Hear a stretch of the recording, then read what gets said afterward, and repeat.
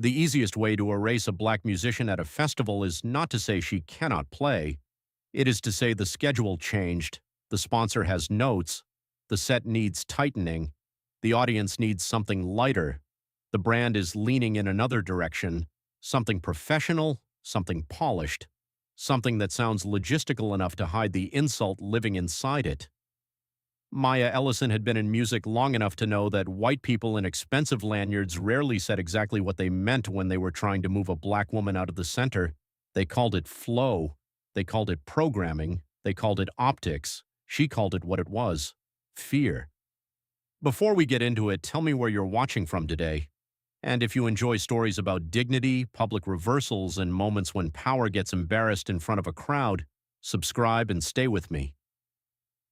The East Harbor's Sound Festival liked to market itself as a celebration of culture: 3 stages, 40 artists, food trucks, corporate lounges, craft tents, a waterfront skyline backdrop made for social media and sponsor reels. The kind of festival where local pride and private money held hands in public and tried not to look too obvious about it. From a distance, it looked joyful. Up close, it looked like what it really was: a machine.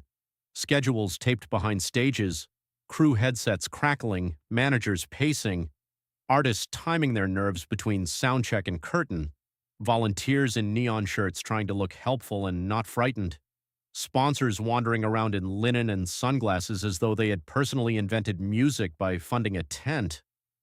Maya Ellison had been booked for the Saturday Twilight set on the Harbor stage. That slot mattered. Not opening act daylight. Not late-night cleanup after the headliner. Twilight, prime crowd, golden hour cameras, the moment festivals used to convince the world they still cared about art. Maya had earned that slot. She was 31, black, with a voice like velvet dragged over glass and a guitar style so clean and emotionally precise that people who thought they were coming for ambiance often found themselves standing still without understanding why. She wrote songs that sounded lived in, not algorithmic sad girl music, not empty festival uplift, real songs. Family, leaving, rent, rage, tenderness, memory, black Southern daughters learning how to carry silence without letting it own them. She was not new. She was not famous enough yet either, which made her dangerous in exactly the wrong way for certain industry people, too good to ignore, not protected enough to challenge safely. The kind of artist a festival will proudly book and then immediately try to manage into something more convenient once the bigger money starts feeling nervous. Her manager, Rochelle Price, knew it too. That was why Rochelle had insisted on every clause in writing: 40-minute set, full band, original material permitted, no substitutions without artist approval, twilight billing, center stage lighting package, festival stream inclusion, everything signed, everything clean. Because Rochelle had worked too long in this business to trust smiles from white men whose job titles contained words like partnerships or brand alignment. By 5:10 that evening, the festival grounds were packed. Families near the lawn, young couples by the drink rail, college kids in clusters, real music people drifting closer to the stage as if by instinct because the buzz had started already. Maya's earlier performances on smaller tours had gotten around, not huge, just enough that the right kind of listener now recognized her name and showed up early. Backstage, the Harbor stage corridor was all road cases, bottled water, cable coils, and the strange, concentrated calm that lives right before live performance. Maya stood in a dark bronze suit with her Telecaster hanging low, flexing her fingers once, then twice. Her drummer was tapping rhythms on his thigh. Her keyboard player was pretending not to be nervous. Rochelle was at the side table confirming stream timing with stage management. Everything was ready. That was when Trevor Kane arrived. White, early 40s, sponsor badge, slim fit jacket too expensive for field work, sunglasses still on even though the sun had already started dropping, the kind of man who had never written a lyric, carried a speaker, tuned a string, or built a crowd from nothing, yet somehow moved through artist spaces with the steady confidence of someone who believed money gave him partial authorship over whatever happened near it. Trevor was not festival staff. That mattered. He was senior brand liaison for Ardenvale Spirits, the event's main lifestyle sponsor. Their logo was on half the banners, all the VIP bars, and every step and repeat wall. Men like Trevor always said they were there to support creative partnerships, which usually meant hovering close enough to influence things without having to be blamed when those things went rotten. He walked straight past a stagehand, ignored Rochelle's first glance, and addressed Maya like she was a complication that had only just become visible to him. "Need a quick word." Rochelle stepped in first. "You can speak to me." Trevor gave her the kind of smile that meant he had already classified her as help rather than obstacle. "This is programming." Rochelle said, "No, this is my artist." Maya looked at Trevor. "What is it?" He folded his hands lightly, an executive gesture in a service hallway. "We're making a small set adjustment." There it was, right on schedule. Maya asked, "What adjustment?" Trevor glanced toward the stage entrance, then back at her. "We're asking you to trim the slower originals and lean more upbeat for the crowd." Rochelle said, "No." He ignored her. Maya's face did not change. "That's not my set." Trevor smiled. "It is tonight." A few feet away, the monitor engineer stopped labeling channels and pretended very badly not to listen. Maya said, "My set was approved 3 weeks ago." Trevor nodded as if that were cute. "And now we're refining for audience energy." Audience energy. There it was. The phrase white industry men use when they want to touch black art without having to admit what exactly about it is making them uncomfortable. Maya asked, "Whose audience?" Trevor gave a little shrug. "Festival audience, sponsor audience, general room feel." Rochelle almost laughed. "General room feel," she repeated. "You mean the crowd that came to hear her?" Trevor's smile cooled. "We'd like to protect the mood heading into the headliner." Maya looked at him for one full second, then said, "From what?" He hesitated, just a little, but enough. Because there is always a moment when prejudice is offered one last chance to disguise itself before it has to show its face more clearly. Trevor chose badly. "Your material is intense," he said, "and this slot needs lift." There it was. Intense. Not moving, not serious, not powerful. Intense. The favorite word of people who want black art but not black emotional truth in any quantity large enough to disturb the cocktail line. Maya said, "So you booked me and now you want me smaller." Trevor spread his hands. "We want you accessible." Rochelle said flatly, "No, you want her harmless." The keyboard player looked down. The drummer muttered something under his breath that sounded like a prayer and a curse at the same time. Trevor finally looked irritated that the room was refusing to cooperate with his idea of polite control. "Nobody is saying that." Maya stepped closer, not in threat, in clarity. "You're asking a black woman to cut the most honest songs in her set because a liquor sponsor thinks the crowd should feel prettier before dark." Beautiful silence. No one in earshot moved. Trevor said, "I think you're making this emotional." Of course. There is always a second insult behind the first one, and if the first one doesn't work, they reach for temperament. Maya said, "No, I'm making it plain." He checked his watch. "This is not a debate. We're pulling 2 songs and shortening your intro. If that doesn't work for you, we can reduce the set to 20 minutes and move things forward." There. Finally. The threat. Not because her music was the problem, because he had counted on her needing the slot more than he needed to feel right. Rochelle said, "Try that and you'll be explaining contract interference to legal before your next drink ticket." Trevor looked at her, annoyed now in the honest way rich white men often do once women stop helping them feel magnanimous. "You're overplaying your leverage." Maya almost smiled then, not because it was funny, because men like Trevor always say that right before they discover leverage in public. He turned and spoke to the stage manager. "Push Harbor intro 5 minutes. We may be shortening this act." The stage manager froze. A young Latino guy named Luis who had been in live events long enough to know exactly when a sponsor was outranking him incorrectly and exactly how little he could do about it in the moment. He looked at Maya, then Rochelle, then Trevor, and said nothing. That mattered too. Not because it was brave, because silence like that is how systems reveal themselves. Maya stood very still, not panicked, not pleading, just still. That was the thing Trevor never understood about artists like her. He thought the danger was invisible defiance.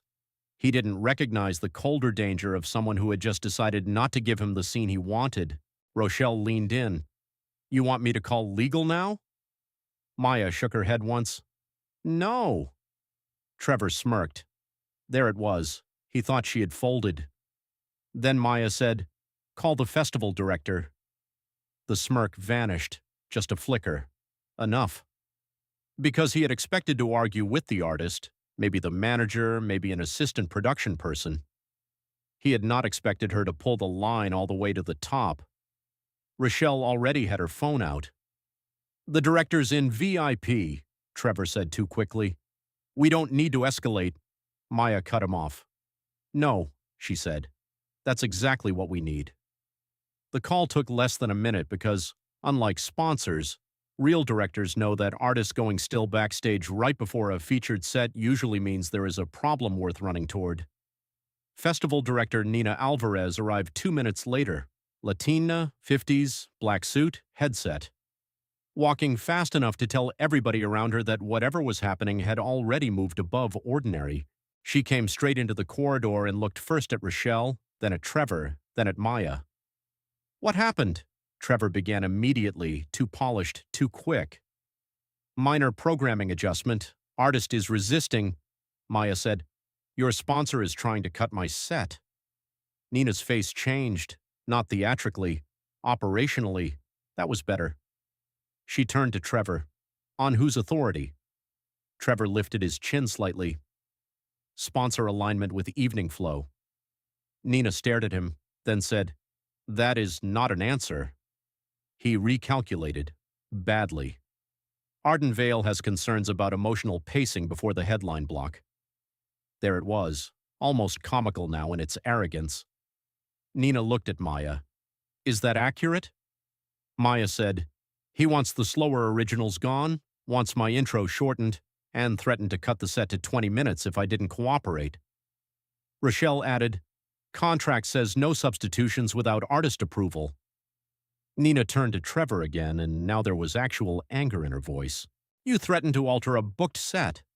Trevor said, "I offered a modification." Rochelle laughed once. "With a penalty." Nina held out her hand. "Contract." Rochelle passed her the packet immediately, already tabbed.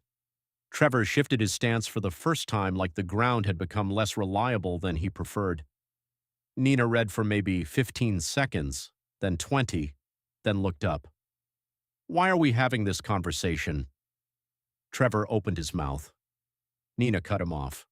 "No, really, why are we having this conversation?"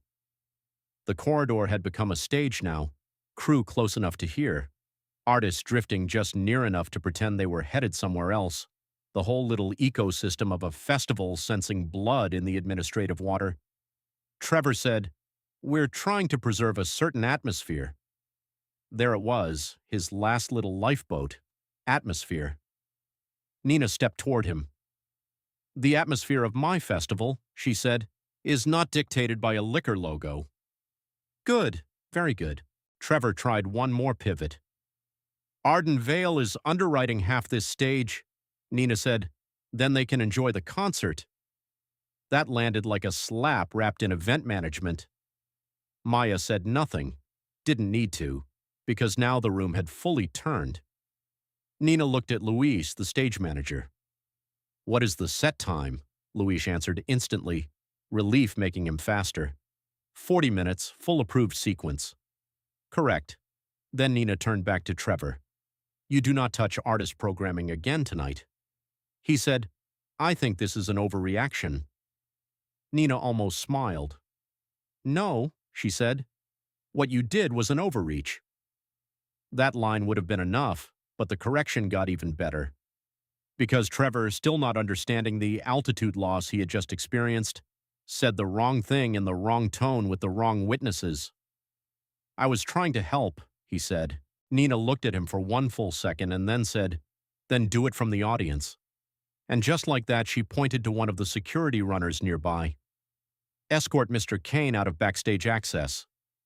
The drummer actually looked away to hide a grin. Luis didn't bother. Rochelle folded her arms like a woman finally being paid emotionally for staying calm this long. Trevor's face hardened in disbelief. "You're removing me?" "Yes. You can't be serious." Nina said, "I'm the director." And that was the end of that. He didn't leave gracefully. Of course he didn't. People who move through the world using soft dominance rarely do, but he did leave. And after he was gone, Nina turned to Maya. "Do you want the full set?" There was a tiny pause in the corridor. Not because Maya was unsure, because the question itself mattered. It named what should always have been hers in the first place: choice, authority, the right to decide the shape of her own work. "Yes," Maya said. Nina nodded once. "Then go play." At 6:02 p.m., as the sky turned copper over the river and the crowd thickened toward that magical edge between afternoon and evening, Maya Ellison stepped onto the harbor stage. The applause was warm, curious, expectant. People knew her, not everybody. Enough. She stood at center in a dark rust suit with her guitar low and the wind lifting the edges of her hair. The river behind the stage reflected the lights in broken gold bands.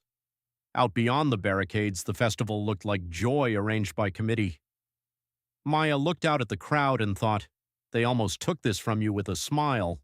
Then she started. The first song was restrained, the second harder. By the third, the crowd had stopped drifting and started gathering. That is one of the purest kinds of power music has, not spectacle, gravity.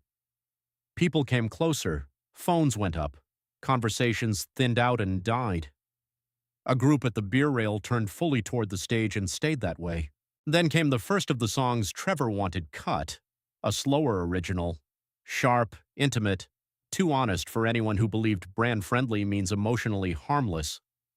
Maya sang it anyway, and the whole front section went quiet enough that you could hear the kick drum echo off the sponsor tents. By the chorus, even the VIP side had gone still, not because everyone understood the lyrics exactly, because truth, when performed cleanly enough, does not require shared biography to land.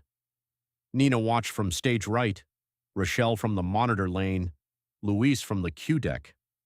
Somewhere beyond public view, Trevor Kane was probably learning what it feels like to hear a crowd choose the exact thing you tried to erase. By the end of the set, people were chanting for one more song, not politely, loudly. Maya smiled then, finally the real smile, and looked toward stage right where Nina stood with one hand on her headset. Nina lifted one finger, one more, so Maya played the encore.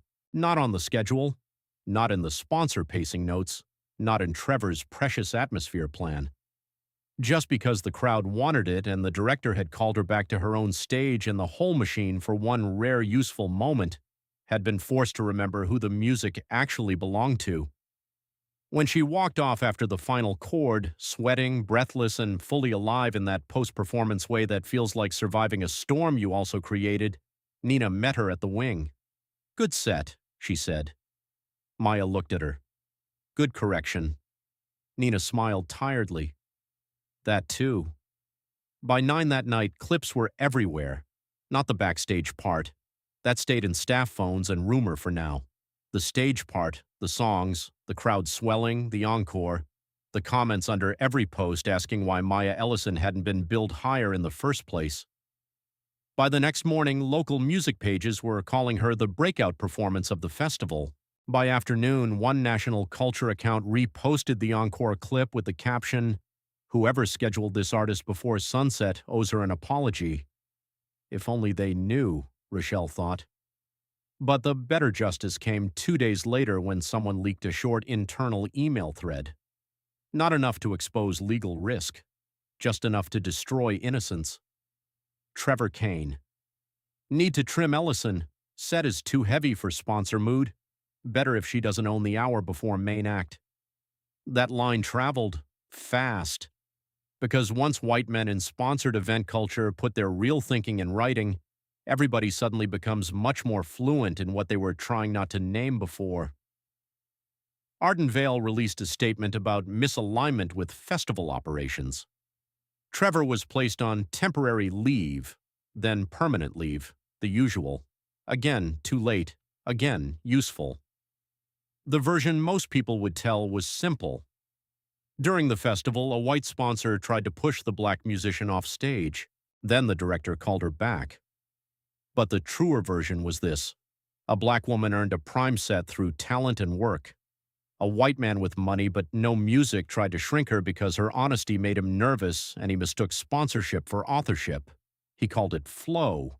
He called it atmosphere. He called it programming.